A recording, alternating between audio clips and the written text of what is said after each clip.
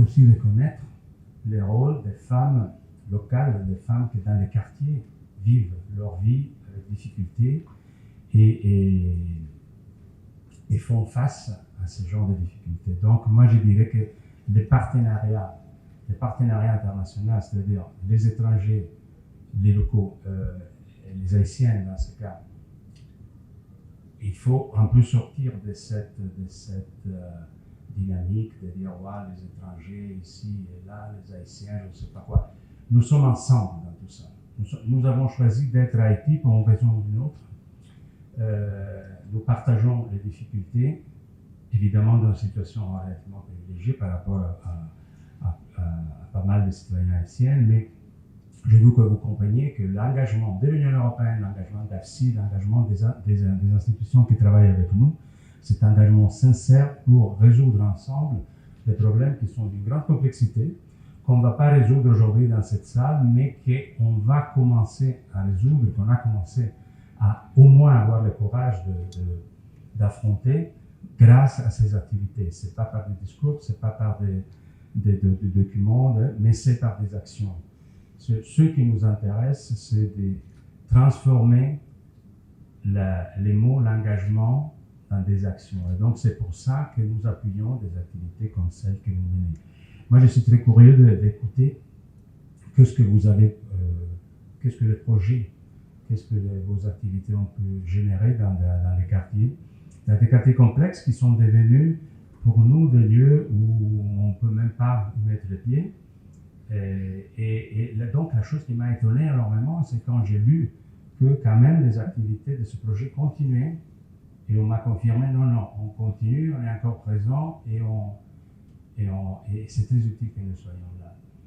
Et ça, c'est étonnant parce que très souvent, quand on pense à Haïti à l'étranger, on pense qu'Haïti, c'est comme un lieu où rien ne se passe de positif.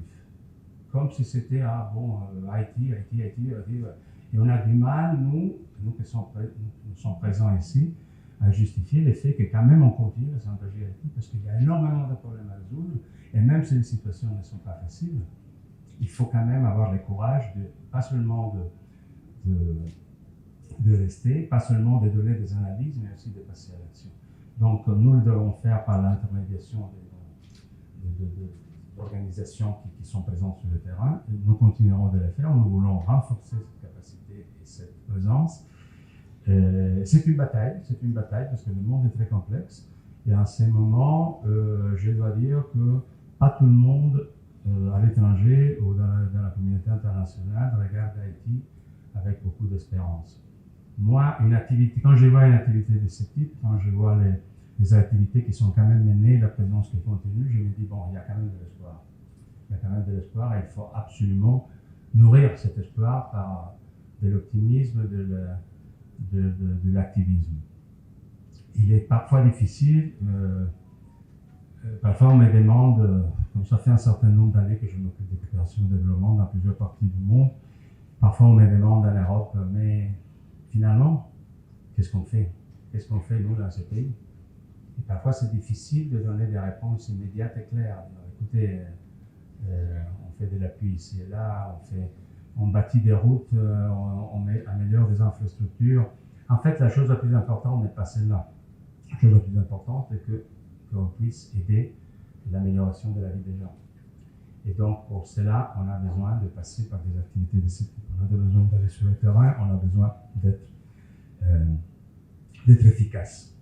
L'efficacité est une complexité énorme dans une situation comme l'actuelle. Et donc, trouver les bons moyens d'être présent, je pense que c'est une bonne expérience. Mais je suis très curieux quand même d'écouter les réalisations concrètes. On m'a dit qu'elles sont importantes. C'est pour ça qu'on a décidé de continuer et que sûrement dans l'avenir, on élargira la coopération avec ces genres de réalités. Donc, je vous souhaite le mieux pour la continuation du programme. Je suis très curieux d'écouter et surtout d'un jour de pouvoir voir avec mes propres yeux les activités sur le terrain. Et je vous encourage donc à ne pas perdre l'espoir parce que vous êtes vous-même, vous êtes la représentation même que l'espoir, elle mérite d'être allumée, elle mérite de rester vivante. Parce que c'est trop facile dans un contexte comme l'actuel de tout simplement renoncer à lutter. Bon, on ne peut pas renoncer à lutter parce que la réalité dans laquelle nous sommes tous, vous êtes, est la réalité à laquelle nous devons faire face. Il y a la tentation de partir, il y a la tentation de quitter, il y a la tentation de renoncer.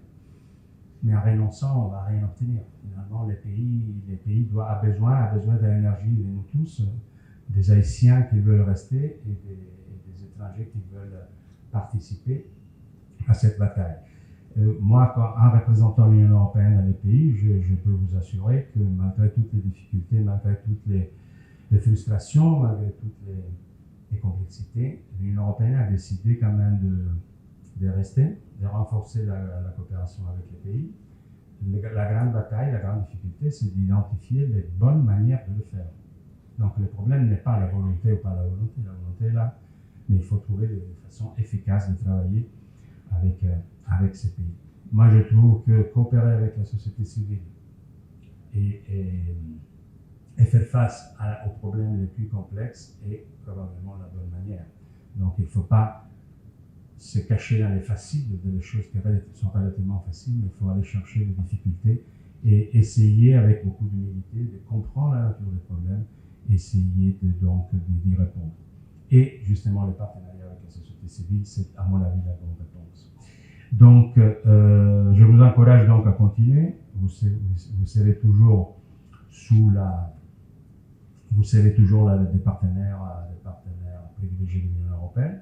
Et maintenant, je vous souhaite le mieux donc pour la continuation du projet qui nous intéresse vraiment beaucoup parce que ça répond essentiellement à ce que l'Union européenne veut être un partenaire des pays pour la résolution des problèmes sociaux dans ces buts qui sont dans cette réalité qui nous finalement nous met ensemble parce que nous sommes quand même des membres de la société humaine. C'est l'universalisme qui nous tient ensemble. C'est des valeurs qui vont au-delà des religions, au-delà des idéologies, c'est des valeurs humaines qui nous font bouger, qui nous inspirent.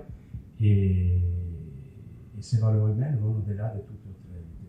Donc là où il y a un problème, je pense que l'Union européenne ne peut pas se cacher. Nous devons être là, mais nous devons être à l'écoute de la réalité. Nous ne pouvons pas venir avec des impositions où parfois à Haïti, il y a des gens qui pensent que la communauté internationale a des réponses pour Haïti. En fait, non. On n'a pas de réponse pour Haïti. C'est Haïti qui doit générer ses propres réponses et nous pouvons appuyer les réponses qui viennent d'Haïti. Nous ne pouvons pas inventer une solution parce que nous ne sommes pas capables de le faire. Nous ne connaissons pas suffisamment les pays pour ça. Donc, on n'a pas d'instruments magiques. On n'a pas des solutions merveilleuses qui nous sortent de leur chapeau. Nous devons être à l'écoute de la réalité et essayer de mettre à disposition les instruments que nous avons avec toute humilité.